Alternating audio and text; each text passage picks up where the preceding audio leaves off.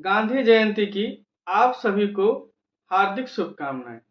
प्रत्येक वर्ष 2 अक्टूबर को गांधी जयंती मनाया जाता है।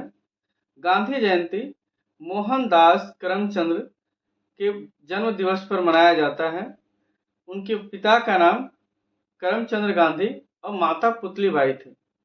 हम लोग जानते हैं कि करमचंद महात्मा गांधी पढ़ने के लिए ब्रिटेन गए। ब्रिटेन के बाद वो साउथ अफ्रीका गए, फिर भारत लौटे और उन्होंने कई सारे आंदोलन चलाए।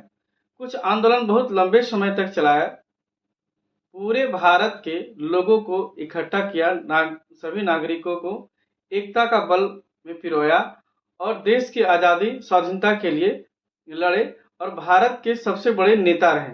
नेता व्यक्ति थे, लेखक थे और दार्शनिक भी थे।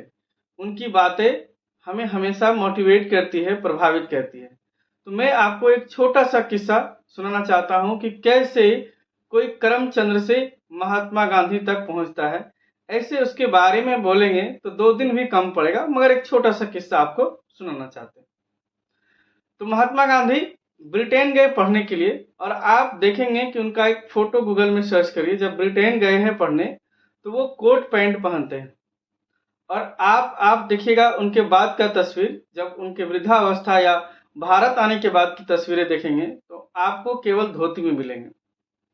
तो कहानी यह है कि जो व्यक्ति कोट पहन के कोट को त्याग कर सकता है और पुनः धोती पर आ सकता है, और आप देखेंगे कि भारत आने के बाद सदैव उन्होंने क्या पहना? धोती पहना। मतलब उन्होंने हमें सिखाया कि सेक्रीफाइसिंग, त्याग ही बल है। सोचिए, आज के जमाने में कोई किसी को कह दिया जाए कि कल से तुम ये कपड़ा मत पहनना, तो वो शायद बहुत बड़ा विरोध कर दे।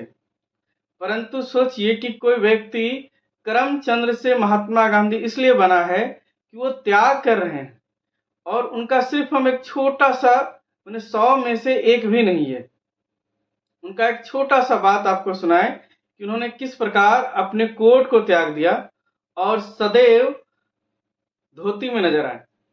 तो ये इसलिए वो महात्मा थे। इसके साथ ही महात्मा गांधी सत्य और अहिंसा के पुजारी माने जाते हैं। सत्य के प्रति उन्होंने लड़ाई की और अहिंसा, जहां उन्होंने हिंसा के रास्ते को नहीं अपनाया सदैव, और उनका विचार युगों युगों तक यूं ही चलता जाएगा।